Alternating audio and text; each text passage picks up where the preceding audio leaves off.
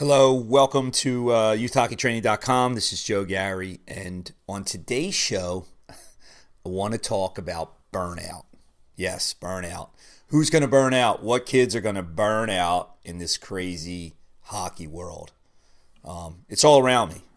Kids playing nonstop.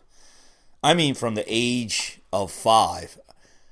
My kids have been in it for 10 years, and I've been training folks, kids and players for a while now, and I just see it everywhere.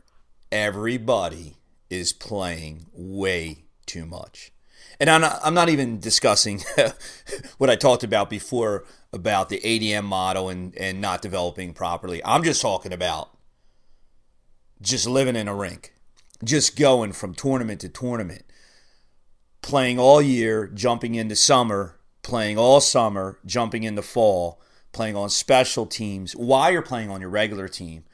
I'm talking about the Brick Tournament. I'm talking about Pee Wee Quebec International Tournament. I'm talking about everything. I've seen it all over the last 10 years.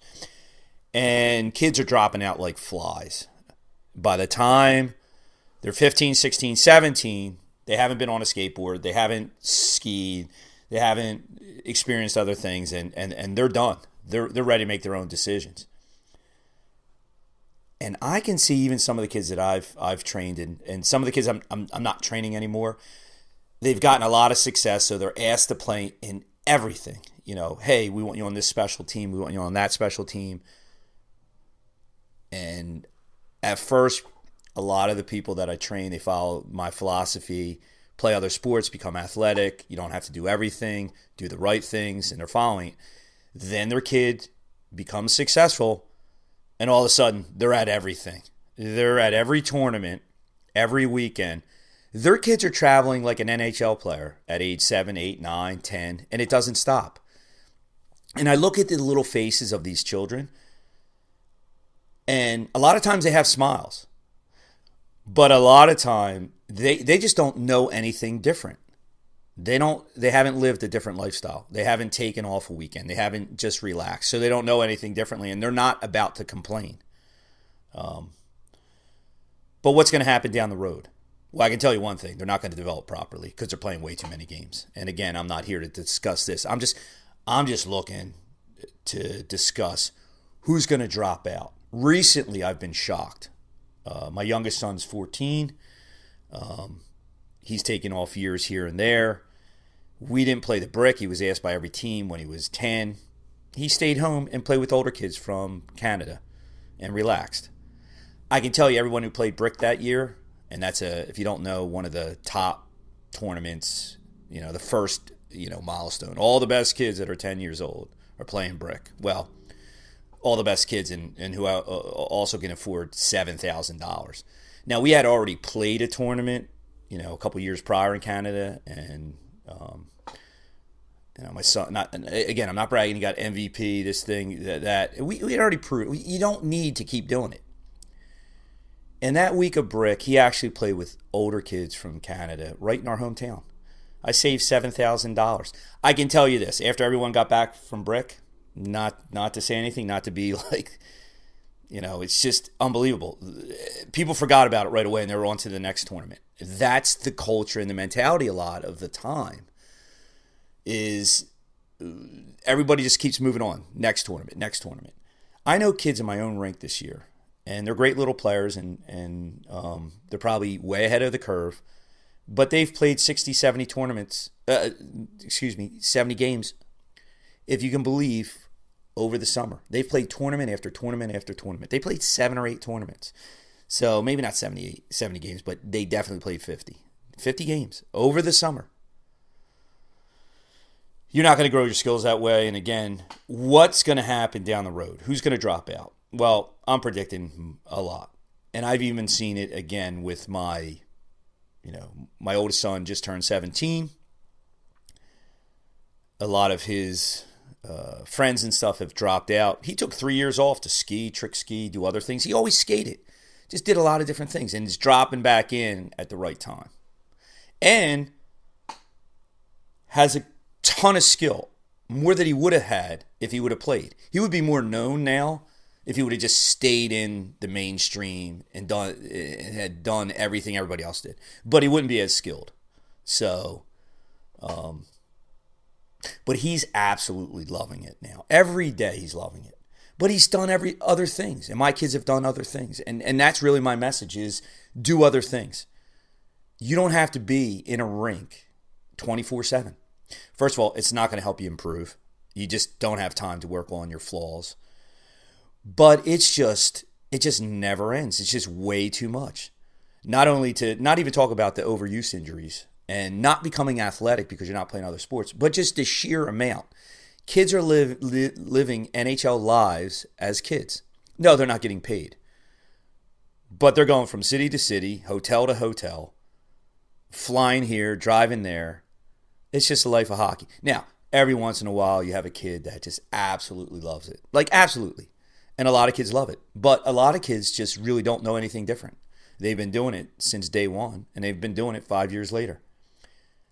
And I can see the fallout now. I can see a lot of fallout. Kids dropping out that I can't even believe. Even coaches' kids. Coaches and parents heartbroken. Their kid's 14. They don't like it anymore. They want to do something different. And they're just beside themselves. And, we have to listen to our children. We have to really, when they're real little, you got to make good decisions. And you have to really keep it in perspective and do some other things.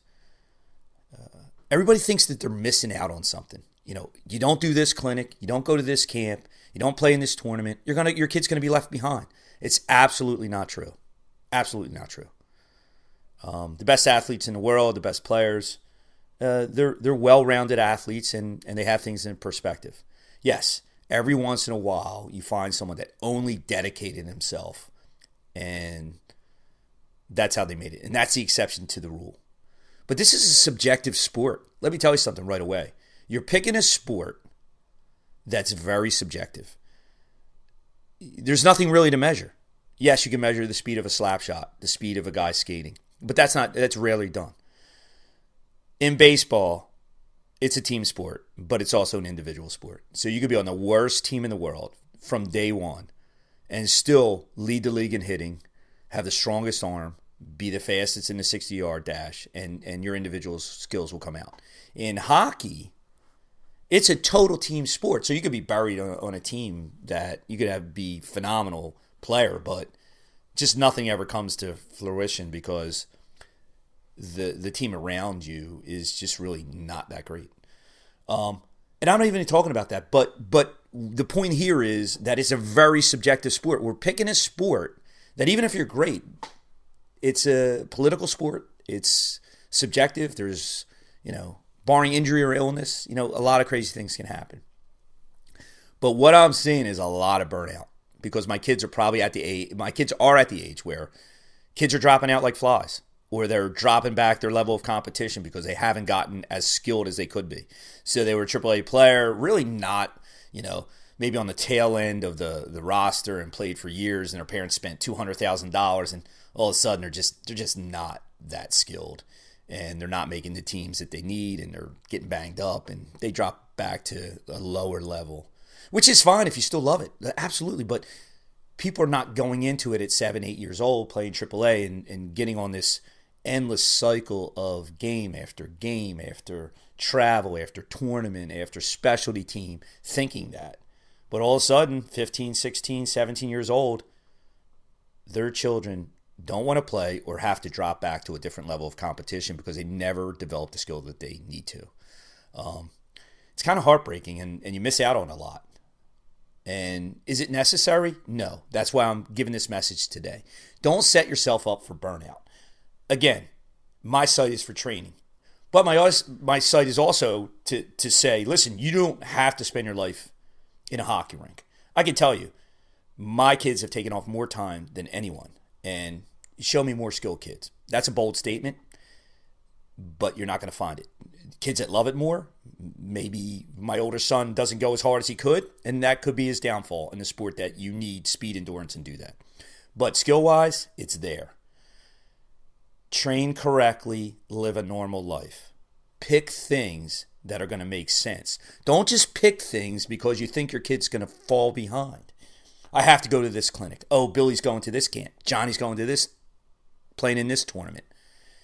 Do not follow the crowd. If you follow the crowd, you're going to end up right where they are and their children are, in the same place, and not very high of a level. And even if your kid is phenomenal, not to be put a downer on it, it doesn't mean that they're going to go to the NHL. I have no illusions of my children. But along the way, they're right where they need to be. They haven't missed a beat, and they've also skied, played tennis, played baseball, been in bowling leagues, went to the beach, took time off, relaxed, and haven't missed a beat. Really haven't. So that's my message. Take a look at it. See if you're doing things that really make sense. Is your child willing? There's a difference between willing and eager, and I'm going to do that on another show. But my kids are always willing. But who's eager? Who wants to do certain things?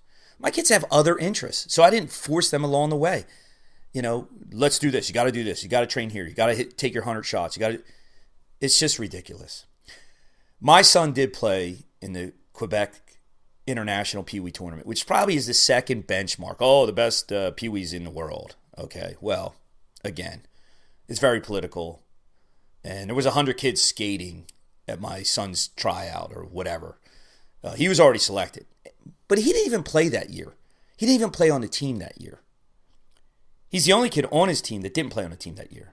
And there was at least 100 kids that tried out for that team. Now, I can tell you this. At the end of the day, I was training a lot, so my wife took him to where he needed to practice. That was literally an hour away. But it was the only thing we did that year. He didn't play on any regular teams. He just played went to the practices once a week and played in an international tournament that was 10 days in Quebec. But I'll tell you what, did the best kids end up on that team? There was at least 5 kids that I believe that had siblings that were on the team before. So, but the kids on that team, all great players, all again, they were all great players, but were they the best out of the 100? I probably not. There was some kids that definitely should have made the team that didn't because of politics. But every kid on that team had such an intense schedule that year. Kids were traveling 2 hours just to make the practice on Wednesday, and they had already played and been away in Canada a week before. It was nonstop. That schedule was crazy. I just couldn't believe it. But that's what people are doing. And I'm urging people to break the habit of doing that. Again, it's just a nonstop, can't take a breath, breakneck pace that for most is going to just hit the wall. And I talk to a lot of older players, junior players, guys out of college and stuff like that, and they're like, man, I wish I would have done something differently. I just played too much. I wish I would have skied. I wish I would have, just taken a break. Again, my site's about training. People saying, hey, I never developed the way I should have because all I did was playing games and tournaments and travel nonstop. I never trained correctly. So, folks, especially if you're just starting out, listen, you don't have to just go day after day, week after week, month after month, year after year, just not stopping. I think you're going to hit a wall. If you don't hit the financial wall, you're going to hit the mental wall, and your kids are just going to hit the wall. They have to experience other things. You have to let them be kids. And it's just an important message. Who's going to burn out? Who's going to burn? I mean, there's a lot of people children set up to just self-destruct at some point because they're not getting the downtime and the rest that they need. Because everybody in this hockey world thinks that their child is going to miss out on something if they're not at the latest and greatest clinic. I remember guys, I would just train them, and then they would have like a little bit of a lesson, and then my kids, people would say, "Hey, we have something free right after. Do your kids want to skate?" I'm like, "No, we're going to go get something to eat and relax." Okay. Now, do you have to do what I did? Have my kids just, play take years off. And again, they've always skated and stuff, but stay out of the hustle and bustle of it. No. But I knew my kids didn't want to do all that. They weren't that into it to just be doing it 24/7, day after day, month after month. They had other interests. Now, I suspect that there are kids that just want to do it. That's all they want to do is play hockey. But, for the most part, after talking to hundreds of kids, thousands of kids, they want to do different things. It's just they're kind of caught up in it. And when I run into kids and haven't seen for a while, they've dropped out and they just couldn't take it anymore. They just were traveling so much, and they either just playing high school hockey now, enjoying it and relaxing, and those memories aren't always the best memories. You want to create good memories. Everybody says, hey, it's the best. We're creating memories. We're creating memories. This is an opportunity you can't pass by. Well, I'm telling you, skip that opportunity. Skip some of them and do something else. If you've had your regular team's definitely traveling. If it's at a high level, you're playing at a, even if you're not at a high level, you're still setting up tournaments. You're still going. But if you're at high level, AAA level, you're taking 4 or 5 trips. Your son or daughter does not need to play all summer in a league, a tournament team. That's not going to make them better. And I used to say, when with my kids, hey, the downtime is when we get better. We're working on the things that we need to work on, and then we're relaxing, and then they're playing video games. Yes, I did say video games because they love them, and you can pretend like they don't, but they do. My kids look like 2 air traffic controllers with their headsets on, landing planes. I always joke about that, but they love to play, and that's fine. But I will tell you now that they're 14 and just turned 17, they're more focused. They're into it. So they're dropping in when other people are dropping out. And that's all I'm saying. Get the skill. See if your kid loves it. Let's have some sanity. Again, have some sanity. Your kid's not going to get better by just playing games, or endless games. And I talk about that constantly. You have a lot of players playing with not that much skill, and that's a whole nother show. But are your children going to burn out? Are you setting them up down the road to want to do something different? They've never picked up a snowboard before, and they go on a school trip, and they, okay, Johnny's going on a school trip, picks up the snowboards. Wow, love it. Oh my God. Now that's always what I want to do. Skateboard. I can tell you my kids did it all. And I'm not, look, I'm no perfect parent. That's for sure. But I know athletically, they're a million times more athletic. Sometimes you can look at the kids walking down the hockey rinks and they just don't even walk like an athlete. And that's pretty critical, but I mean, to say, but it's true. Take an athletic kid who trains properly and is blessed with some genetics, which is another show. Then they're just going to be able to take all that ability, all that athletic ability, and put it right into hockey, and then train correctly, and now you have something to work with.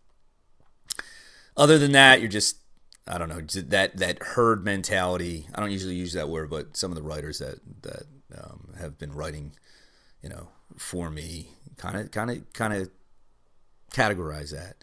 But if you follow the crowd, you're just going to end up where everybody else is. Marginal skills, burned out, financially in debt, and you're just like, what the heck did I do? Jesus. Anyway, I'm kind of passionate about this, and it's really, people just used to take a look at me. They're like, the Garys aren't going to play this year? Well, no, they're not. We're going to do other things. We're going to train, and we're going to do other things. And my kids really didn't miss it. But they're back into it, and they love it, and they did other sports. And I urge you to just take a step back and think about it, and think about the things that your children really love to do. And are they doing? Why are you doing all this? And if you're afraid that your kids aren't going to get the skill, well, that may be realistic. You have to get skill, but how are you going to get it?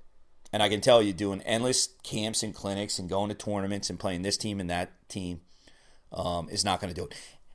And here's the thing, and this happens to a lot of my students who train and become, jump a couple levels in skill ability. Now they're getting asked to do everything.